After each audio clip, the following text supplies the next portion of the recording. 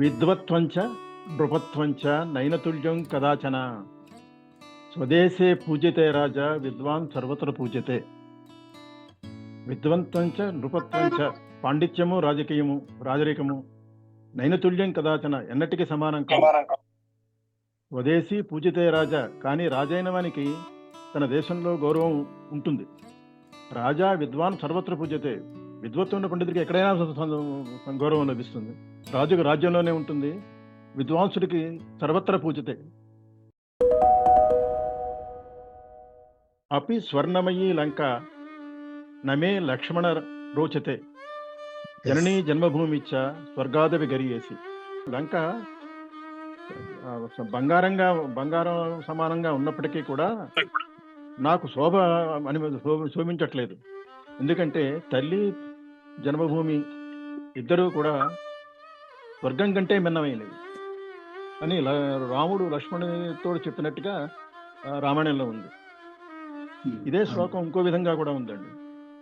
మిత్రాణి ధనధాన్యాన్ని ప్రజానాం సమ్మతానివ జననీ జన్మభూమిచ్చ స్వర్గాదవి గరియేసి. ధనం, మిత్రులు, ధాన్యం ఇవి మిక్కిలిగా సన్మానించబడతాయి, కానీ తల్లి మాతృభూమి స్వర్గం కంటే కూడా శ్రేష్టమైనది. సూర్య సోమో యమఃకాలో మహాభూతాని పంచచ ఏతే శుభాశుభస్యేహ కర్మణో నవసాక్షిణః. సూర్యుడు, చంద్రుడు, యముడు, కాలపురుషుడు పంచభూతములైన నింగి, నీరు, నిప్పు, భూమి, వాయువు ఇహములో మనుజుడు ఆచరించే శుభాశుభ కర్మలకు ఈ 9 సాక్షిభూతాలుగా వర్తిస్తారు. మనం చేసే కర్మలు ఎవరు చూడలేదు అనుకుంటాం, కానీ ఈ 9 మంది సాక్షిభూతులుగా ఉంటారు. ఇది భర్తృహరి సుభాషితం అండి. యాక్చువల్గా నిదర్శనాలంకారానికి ఉదాహరణ కూడాను. అరణ్యరుదితం కృతం శవశరీరముద్వర్తితం. అరణ్యరుదితం కృతం శవశరీరముద్వర్తితం స్థలే అబ్జమవరోపితం శుచిరమూషరే వర్షితం స్వపుచ్చమవనామితం బధిరకర్ణజాపః కృతః ధృతోంధముఖదర్పణో యదబుధోజన సేవితః. ఇక్కడ అబుధజన సేవ చేయడం ఎలా ఏదైతే ఉందో అది చాలా ఉపమానాలతో చెప్పాడన్నమాట. ఇక్కడ శుచిరం అరణ్యరుదితం కృతం అంటే చాలా కాలం అరణ్యరోదనం చెయ్యబడింది. శవశరీరం ఉద్వర్తితం, మరణించిన వాని యొక్క శరీరము సుగంధ తైలాలతో నలుగు పెట్టబడింది. స్థలే అబ్జం అవరోపితం, నీరు లేని పొడి నేలపై తామర తీగ నాటబడింది. ఊషరే వర్షితం అంటే చవిటి నేలలో వర్షించబడింది. స్వపుచ్చం అవనామితం అంటే స్వపుచ్చం అంటే కుక్కతోక, అవనామితం అంటే వంగర పోగొట్టడానికి వంచబడింది. బధిరకర్ణ జాపహ అంటే చెవిటివాని దగ్గర చెవిలో గుసగుసలాడడం కృతః చేయబడింది. అంధముఖ దర్పణం అంటే అంధుడి ఎదురుగుండా ముఖం చూసుకోవడానికి దర్పణము ధృతః పట్టుకొనబడింది. ఇవన్నీ ఎలా ఉన్నాయంటే అబుధజన సేవ చేయడం ఏదైతే ఉందో దానికి ఇవన్నీ ఉపమానాలు అన్నమాట. అనేక ఉపమాన వాక్యాలకు ఒకటే ఉపమేయ వాక్యంతో అన్వయం జరిగింది కనుక ఇది నిదర్శనాలంకారం. అస్తు మహోదయ.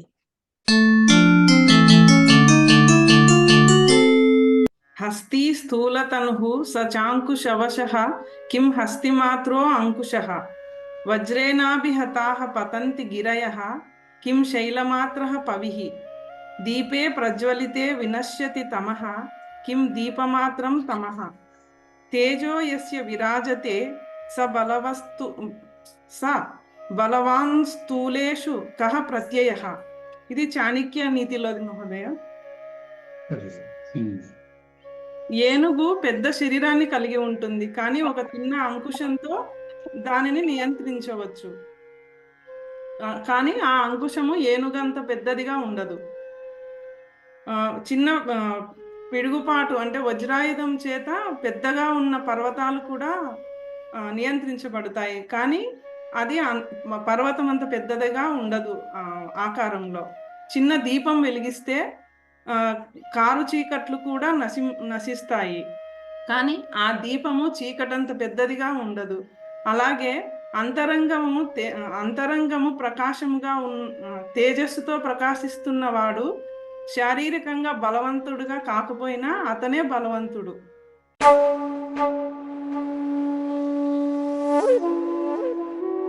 భక్త్యా విభక్తిన ఏకత్వం రూపభేదాదయం ధ్వని. ఇదొకటి. అతివ్యాప్తే రథావ్యాప్తే నచాసౌ లక్ష్యతే తయా. భక్తి ధ్వని ఒకటి కాదు, ఎందుకని రూపభేదం ఉంది. అతివ్యాప్తే అథ అవ్యాప్తే నా చా అసౌ లక్ష్యతే తయా. అంటే అతివ్యాప్తి అవ్యాప్తి అనేవి కనపడితే, అంటే మనం తీసుకున్న శ్లోకం ఉదాహరణలో అతివ్యాప్తి అవ్యాప్తి అనే దోషాలు, చెప్పిన లక్షణానికి ఉండే దోషాలు కానీ కనపడినట్లయితే అప్పుడక్కడ మీరు చెప్పిన లక్షణం లేదు అని అర్థం. ఇది మనం కొన్ని కారికల్ని చూసాం. మనం ఎక్కడైతే భక్తి ఉందో అంటే లక్షణం ఉందో అక్కడ ధ్వని లేదు అని మనం నిరూపణ చేశాము. భక్తి ఉండి ధ్వని లేదు కనుక అది లక్షణం కాలేదు కనుక భక్తి ధ్వనికి లక్షణ కాదు అని ఆ రకంగా మనం ఈ భాక్తవాదాన్ని కూడా నిరాకరణ చేశాము.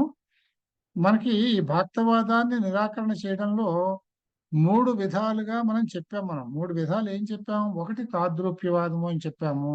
అంటే భక్తి ధ్వని ఒకటే. అంటే మనం లక్షణ చదువుకున్నాం, లక్షణలోనే వ్యంగ్యార్థం ఉంది, అదే ధ్వని అవుతుంది కనుక లక్షణ చెప్పుకుంటే ధ్వని గురించి చెప్పినట్లు ఆ రెండు ఒకటే రూపం కలిగినవి కనుక అవి రెండు వేరు కాదు, ధ్వని అనేది వేరే లేదు అని చెప్పారు. రెండోది ధ్వనికి భక్తి లక్షణం. ధ్వనికి భక్తి లక్షణము అని అంటే మనం లక్షణంలో ఉన్న ప్రయోజనం అనేది వ్యంగ్య ద్వారా వస్తుంది కనుక అదే ధ్వని అవుతుంది కనుక ధ్వనికి భక్తి అనేది లక్షణం అవుతుంది అని చెప్పారు. మూడవది లక్షణం కాకపోతే ఉపలక్షణం. ఉపలక్షణం అంటే ఏమిటో మనం చూసాము. ఇది మనం 3 చెప్పుకున్నాం.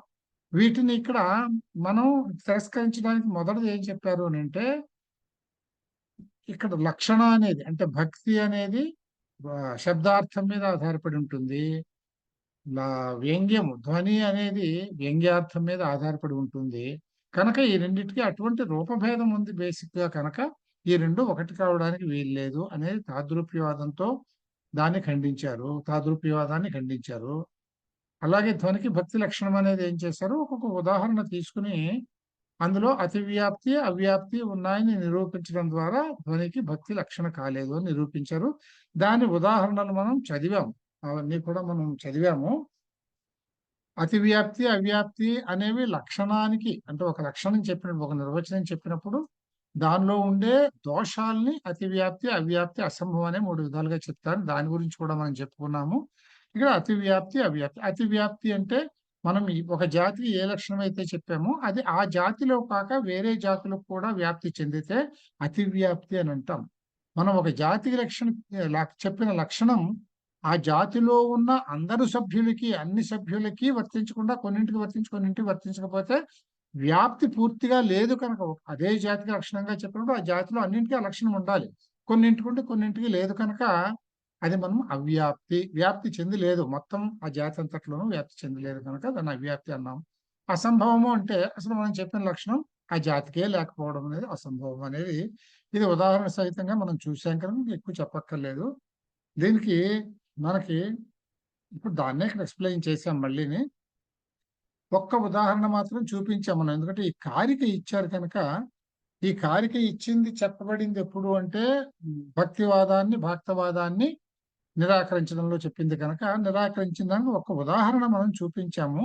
అదేమంటే పరిమ్లానం పీనస్తన, ఇక్కడ నా పడలేదు, పరిమ్లానం పీనస్తన జఘన సంగాదుభయత తనోర్మధ్యస్యాంత పరిమ్లానం అప్రాప్య హరితం ఇదం వ్యస్తన్యాసం శ్లత భుజ లక్షతాక్షేపవలనై కృషాంగ్యా సంతాపం వదతి బిషినీపత్ర శయనాం. ఇక్కడ నాయిక ఒక యువతి బిషినీపత్రం మీద పడుకుని, బిషినీపత్రాలు అంటే తామరాకులు పరిచిన కల్పం మీద పడుకుని. తామరాకులు ఎందుకు పరుస్తారు అంటే చల్లగా ఉంటుంది అని పరుస్తారు, దాని మీద పడుకుని. ఈ పడుకుని ఉన్న విధానంలో మనకి ఏం తెలుస్తుందంటే ఆ అమ్మాయి బాగా బలిసిన స్తనాలు, తొడలు వంటివి ఆనుకున్న చోట వాటి బరువుకి, అంటే బరువు ఎలాగూ ఉంటుంది, కానీ అవి ఆనుకున్న చోట్ల ఆ ఆకుల యొక్క హరితం పోయి వాడిపోయాయి. ఎందుకు వాడిపోతాయండి? వేడి తగిలితే వాడిపోతాయి. అంచేత ఈ బలంగా ఆనుకున్న శరీర భాగాలు ఏవైతే ఉన్నాయో వాటి దగ్గర ఆ వేడి, అందులో ఉన్న వేడితనం వల్ల అక్కడ ఆ ఆకులు హరితాన్ని కోల్పోయి వాడిపోయి ఉన్నాయి. అదే నడుం దగ్గర కానీ ఇంకెక్కడైనా ముడతల దగ్గర ఆనుకోని చోట ఫ్రెష్ గానే ఉన్నాయి ఆకులు, అవేమి వాడిపోలేదు. తర్వాత ఆ పడుకున్న అమ్మాయి చేతులు, కాళ్ళు ఇటు అటు అస్తవ్యస్తంగా కదుపుతో దొల్లుతో ఉన్నది అన్నది కూడా మనకు అర్థమవుతోంది. ఎందుకని? ఆ తల్పాన్ని చూస్తే ఎక్కువగా ప్రెషర్ పెట్టిన చోట వాడిపోవడం, చెదిరిపోవడం, వీటి వల్ల అస్తవ్యస్తంగా ఉండడం కూడా కనిపిస్తుంది. దీనివల్ల మనకి ఏం కనిపిస్తుంది? ఏమర్థమవుతుంది మనకి? ఆ అమ్మాయి ఏదో విరహ బాధని తాపాన్ని అనుభవిస్తూ ఒళ్ళంతా కూడా ఉష్ణాన్ని పొందింది అనే విషయం మనకు తెలిసిపోతుంది. ఏ విధంగా తెలిసింది? దేని ద్వారా తెలిసింది మనకి? కల్పం ద్వారా తెలిసింది. అంటే అందుకని దీన్ని ఇక్కడ ఏమని వాడారు అని అంటే వదతి విష్ణీపత్ర శయనం, అంటే ఆ విష్ణీపత్రం తామర ఆకులు కప్పినటువంటి ఆ పక్క ఆ అమ్మాయి యొక్క సంతాపాన్ని తెలుపుతోంది. ఇందులో లక్షణం ఎందుకు తీసుకుంటామంటే వదతి అంటే చెప్పటము, విష్ణీపత్ర శయనం పక్క చెప్పదు కదా, మాట్లాడదు కదా. అంచేత ఇక్కడ మాట్లాడటము అనే దాన్ని సూచించటము అనే అర్థాన్ని మనం లక్షణార్థంగా తీసుకున్నాము. ఆ విధంగా ఇక్కడ లక్షణ అంటే భక్తి ఉన్నది, కానీ కానీ ఇందులో ధ్వని ఏమీ లేదు. ఎందుకంటే దీనివల్ల చమత్కారార్థం కానీ వ్యంగ్యమయ్యే అర్థం కానీ ఏమీ రావటం లేదు. ఇక్కడ డైరెక్ట్ గా మనకు కనిపిస్తున్న చిహ్నాలే ఇవి. అందుకని ఇక్కడ ధ్వని లేదు. ఆ రకంగా ఇక్కడ భక్తి ఉన్నది కానీ ధ్వని లేదు కనుక ఇక్కడ అతివ్యాప్తి అనే దోషం ఉంది. భక్తి ధ్వనికి లక్షణ అన్నప్పుడు భక్తి ఉంటే ధ్వని ఉండాలి, ధ్వని లేదు. అంచేత ఇది అతివ్యాప్తి అనే దోషం వచ్చింది కనుక భక్తి ధ్వనికి లక్షణ కాదు అని చెప్పారు. రెండింటికి రూపభేదం ఉండటం వల్ల సారూప్యతావాదాన్ని నిరాకరించాము. అదే విధంగా భక్తి ఉన్న చోట ధ్వని లేదు కనుక భక్తి ధ్వనికి లక్షణ అని చెప్పేది కూడా నిరాకరించబడింది అని ఈ కారికలో చెప్పారు. కావ్యస్యాత్మ స ఏవార్థ తథా చాదికవేహ పురా క్రౌంచ ద్వంద్వ వియోగోత్థ శోక శ్లోకత్వం ఆగత.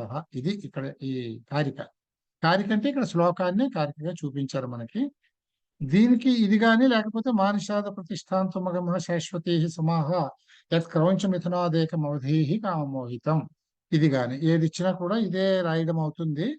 ఇందులో ఏం చెప్పారంటే వ్యంగ్యం ద్వారా వచ్చే రసం ఏదైతే ఉందో అదే కావ్యానికి ఆత్మ అని చెప్పారు. క్రౌంచ ద్వంద్వంలో ఒక క్రౌంచ పక్షిని ఒక బోయేవాడు సంహరించినప్పుడు ఇంకొకటి ఏడవడాన్ని చూసి దుఃఖం కలిగి ఒక శ్లోకం ఆయన నోటిముటి వచ్చేసింది. ఆ శ్లోకం ఏమిటి? ఆయనలో కలిగిన శోకం, ఆ కరుణ రసమే ఆ శోకమే శ్లోకంగా మారిపోయింది అని చెప్పారు. అంచేత ఇందులో ఉండే ఆత్మ ఏమిటి అంటే ఆ రసం, ఆ కరుణ రసం అనేది ఇక్కడ ఈ కావ్యంలో ఉన్న ఆత్మ అని ఉదాహరణ చెప్పారు. దీనికి ఈ వచ్చిన శ్లోకం ఏమిటి అని అంటే ఇది మానిషాద ప్రతిష్టాంతో మగమహ అనేది ఆ సన్నివేశాన్ని చూడగానే ఆయన నోటముట వచ్చిన శ్లోకం ఇది. స్వరూపార్థమే కావ్యానికి ఆత్మ అని ఎందుకు చెప్పారంటే అది వస్తు వ్యంగ్యంగా ద్వారా గాని అలంకార వ్యంగ్యం ద్వారా గాని వచ్చినా కూడా రసరూపం ఏదైతే వస్తుందో అదే కావ్యానికి ఆత్మ అని చెప్పారు.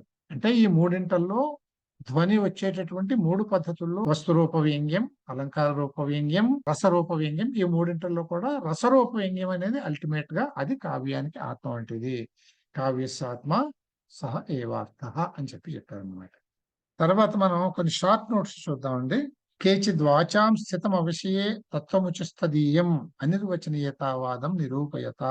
అంటే ఇందులో చెప్పింది ఏమిటి? అనిర్వచనీయతావాదం అంటే ఇక్కడ ధ్వని అనేది అది భావపూర్వకంగా కలిగేదే కనుక జరిగేదే కనుక దానిని నిర్వచించటము అనేది సంభవించే విషయం కాదు కనుక ధ్వని ఉన్నప్పటికీ దాన్ని నిర్వచించలేము అని చెప్పారు. ఇది అనిర్వచనీయతావాదం.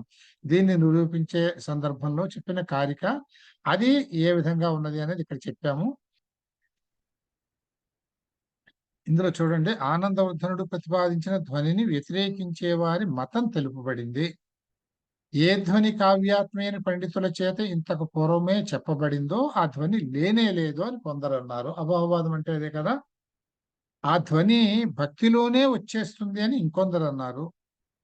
మరికొందరు ఏమన్నారు, ఆ ధ్వనితత్వాన్ని మాటలకు అందనిదానిగా చెప్తున్నారు. అభావవాదం, భాక్తవాదం, అనిర్వచనీయతావాదం, ఈ 3 వాదాలు వీళ్ళు చెప్పారు. ఇవి వాళ్ళు చెప్పారు కనుక హృదయుల మనోల్లాసం కొరకు, అంటే సహృదయులకి దీని స్వరూపాన్ని అర్థం చేసేటందుకు, అంటే ధ్వని అనేది ఉన్నది, ఇది మీకు ఉల్లాసాన్ని కలిగిస్తుంది అనే విషయాన్ని నిర్వచన రూపకంగా చెప్పడం కోసం మేము ఈ సిద్ధాంతాన్ని చెప్తున్నాము అని చెప్పి మొదలుపెట్టి ఇక్కడ చెప్పారు అన్నమాట. ఆ సందర్భంలో చెప్పిన కారిక ఇది. దీనికి చిన్న షార్ట్ నోట్స్.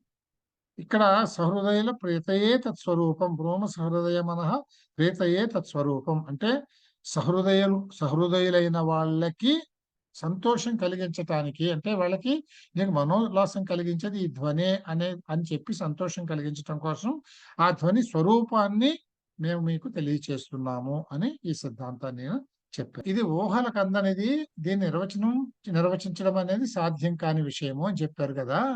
ఈయన ఏమన్నారు, నేను మీకు ఒక లక్షణాన్ని చెప్పాను, నేను మీకు దాని లక్షణం ఏమిటి, ధ్వని రూపం ఏమిటి, దాని లక్షణం ఏమిటి, ఇవన్నీ నేను చూపించాను. అది ఏ విధంగా ఉంటో ఉదాహరణ సహితంగా నేను నిరూపణ చేశాను. ఎంత చెప్పినా కూడా మీరు ధ్వనిని ఇంకా నిర్వచించలేము అని అంటే దాని అర్థం నేను చెప్పిన రూపసిద్ధి గాని, ధ్వని గురించిన వివరణ గాని, దాని రూపసిద్ధి గాని, లేదు దాని లక్షణం గాని నేను చెప్పింది మీకు అర్థం కాలేదని అర్థం. అది మీకు అర్థం కాకపోతే నేనేం చేస్తాను అని అన్నాడు ఆయన. అంతే నిరూపేత అంటే ఇంతే రాయడం. ఇంకో షార్ట్ నోట్స్. వాచ్యే విధి రూపే ధ్వని ప్రతిషేధ రూప క్వచిత్ భవతి, అంటే వాచ్యార్థము విధి రూపంగా ఉన్నది, ధ్వని ప్రతిషేధ రూపం క్వచిత్ భవతి, అందులో నుంచి వచ్చే ప్రతీయమానమయ్యేటటువంటి అర్థం ప్రతిషేధ రూపంగా ఒక్కొక్క చోట ఉంటుంది. ప్రతీయమానార్థం వస్త్వలంకార రసం అనే మూడు విధాలు, అంటే మనం వస్తు రూప వ్యంగ్యం, అలంకార రూప వ్యంగ్యం, రసరూప వ్యంగ్యం 3 విధాలుగా తెలిపి ముందుగా వస్తు రూప ప్రతీయమానార్థం వాచ్యం కంటే వేరే అని సోదాహరణంగా చెప్తున్నాడు. వాచ్యం కంటే వేరు అంటే ఇక్కడ ధ్వని, వ్యంగ్యము అంటే ధ్వని వాచ్యం కంటే ఎలా వేరు అనేది మనం 5 ఉదాహరణలు చెప్పాము. అందులో మొట్టమొదటిది వాచ్యం విధి రూపంగా ఉండగా ధ్వని ప్రతిషేధ రూపంగా ఉన్నది అని చెప్పుకున్నాం. దీనికి ఉదాహరణగా మనం బ్రహ్మధార్మిక విశ్రబ్ధ సశునకోద్య మారితస్తేన అనే శ్లోకాన్ని మనం చెప్పుకున్నాం. తర్వాత కస్యచిద్ ధ్వని భేదస్య సాతు స్యాత్ ఉపలక్షణం, అంటే ధ్వనికి భక్తి ఉపలక్షణము అని చెప్పారు. ఇది మనం చదువుకున్నాం. ధ్వనికి భక్తి ఉపలక్షణము అనే దాన్ని వాదము అన్నాం. ఈ ఉపలక్షణవాదాన్ని ఖండించేటప్పుడు ఇది చెప్పారు. ఏమని చెప్పారు, నువ్వు చెప్పేది ఒక్కొక్క చోట ఉపలక్షణం కావచ్చును, కాదంటలేదు, అందుచేత ప్రతి చోట కూడా ధ్వని లేకపోయినా ఉన్నట్టే అని అనలేవు కదా అని ఇక్కడ వాళ్ళు ఖండించిన విధానం ఇది. మనకి అలంకారం ఉంది, అలంకారాలకి మనం లక్షణాలు చదివాము, అలంకారాలను అన్ని నిరూపించుకొని ఉదాహరణ సహితంగా చదివాము. ఎందుకు చదవడం, అలంకారం ఎక్కడి నుంచి వస్తుంది, శబ్దార్థాల ద్వారానే వస్తుంది. అంటే వాచ్యార్థమే అలంకారాలను కూడా చూపిస్తుంది మనకి, శబ్దం గాని అర్థం గాని, వాచ్యం గాని వాచకం గాని, ఇదే మనకు అలంకారాన్ని చూపిస్తుంది. వాచకం గురించి వాచ్యం గురించి అంటే శబ్దం గురించి అర్థం గురించి మనం పూర్తిగా అధ్యయనం చేశాము. ఇంకా అలంకారం గురించి అధ్యయనం చేయడం ఎందుకు, ఇది తెలుసును కదా అని దీనిలో నుంచి అది వస్తుందని అది ఇంకా అధ్యయనం చేయొద్దు అని అంటామా, అనం కదా.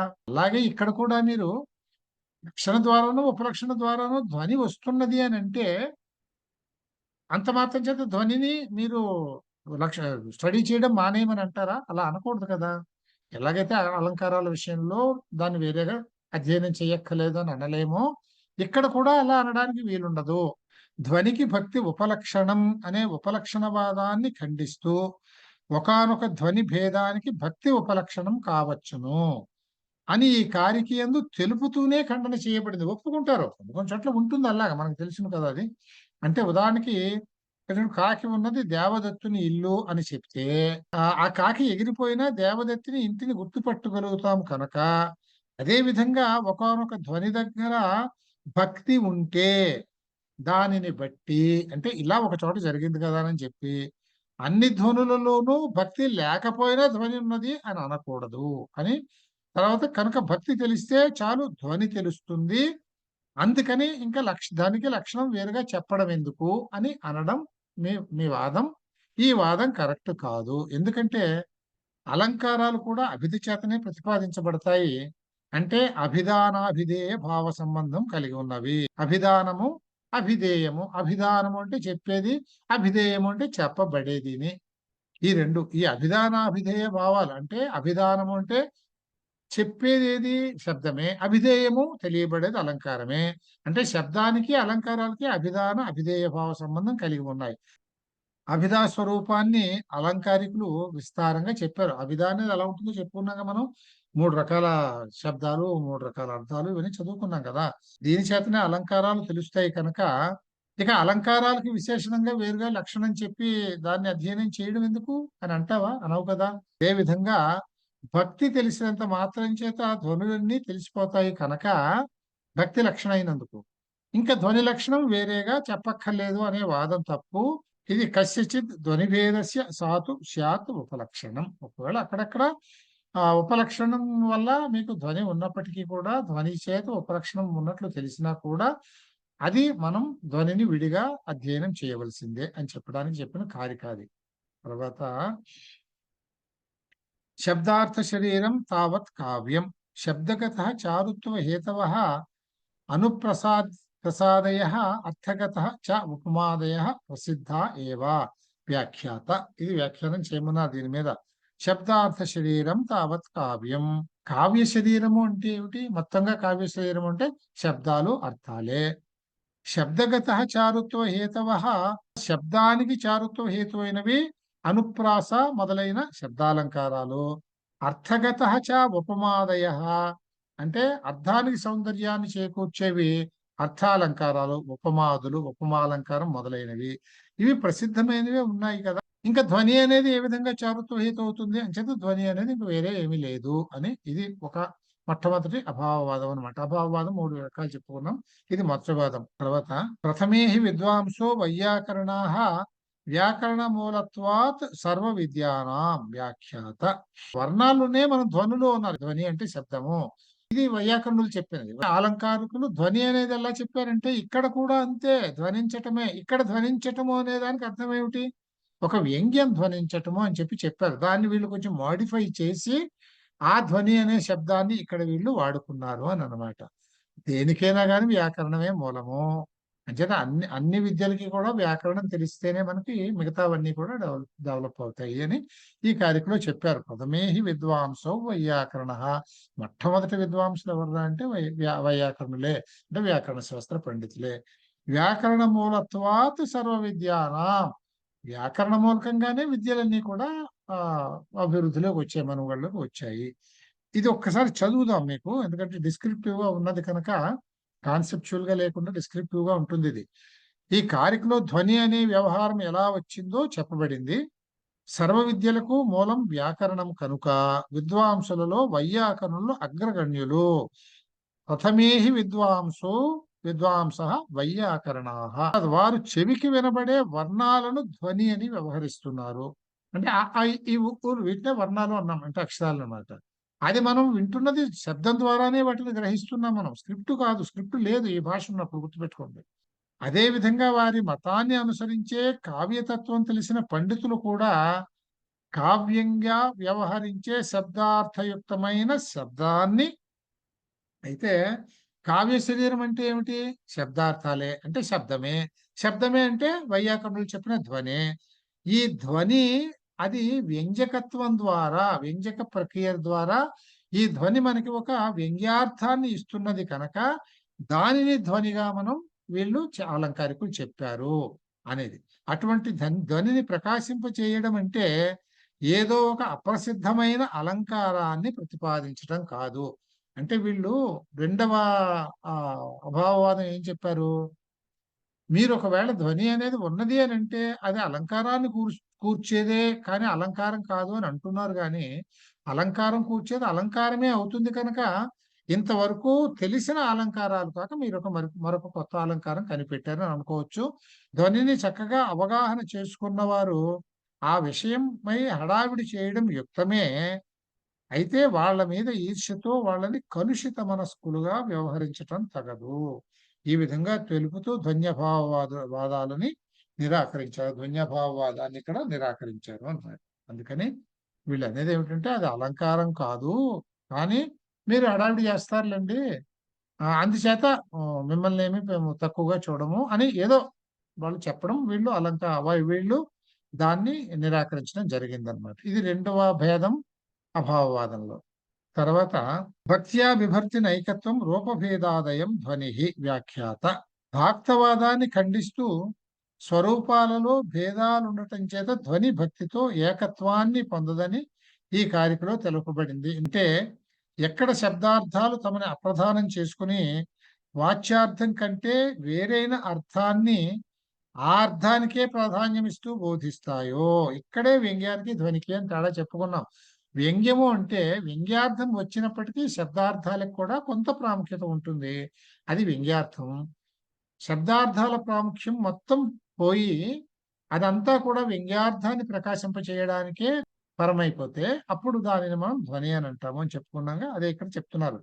ఎప్పుడైతే తమని అప్రధానం చేసుకుని శబ్దార్థాలు వాచ్యార్థం కంటే వేరైన అర్థాన్ని ఆ అర్థానికే ప్రాధాన్యం ఇస్తూ బోధిస్తాయో, అంటే ఎక్కడైతే వ్యంగ్యార్థానికి మాత్రమే ప్రాధాన్యం ఉంటుందో అది ధ్వని. ఆరోప మాత్రమే భక్తి. ఆరోప మాత్రము అని అంటే ఏమిటంటే, భక్తి అంటే లక్షణ చెప్పడమే. భక్తి అంటే లక్షణ, వేరే అర్థాన్ని చెప్తున్నాం అంటే ఉన్న అర్థం అసంబద్ధం అయిపోయినందువల్ల ఆ అర్థంతో సంబంధం ఉన్న వేరే అర్థాన్ని చెప్పడం మాత్రమే భక్తి అని మనం చెప్పాం. అదే లక్షణ అంటే భక్తి. కానీ ధ్వని భక్తి ఎలా అవుతుంది? భక్తి కాదు, రూపభేదం ఉంది ఇక్కడ. ధ్వని అంటే ఏమిటి? మీకు వచ్చే వ్యంగ్యార్థం వచ్చి అసలు శబ్దార్థాలకి ఏమీ ప్రాధాన్యత లేకుండా వ్యంగ్యార్థానికి మాత్రమే ప్రాధాన్యత ఉంటే ఇప్పుడు అది ధ్వని అవుతుంది. భక్త్యా విభర్తి నా ఏకత్వం రూపభేదాదయం ధ్వని. దీనికి దానికి కూడా ఒకటి అని చెప్పడానికి వీల్లేదు, రూపభేదం ఉన్నది. ఇది వ్యంగ్యార్థము, ఇది లక్షణార్థము. ఈ రెండింటికి తేడా అది చెప్పింది. ఓకేనండి. So tomorrow will meet again అండి, గుర్తుపెట్టుకోండి కొంచెం, రొటీన్ కంటే భిన్నం కదా. సరేనండి, good night. Tomorrow will meet again. ధన్యవాదాలు. నమస్తే.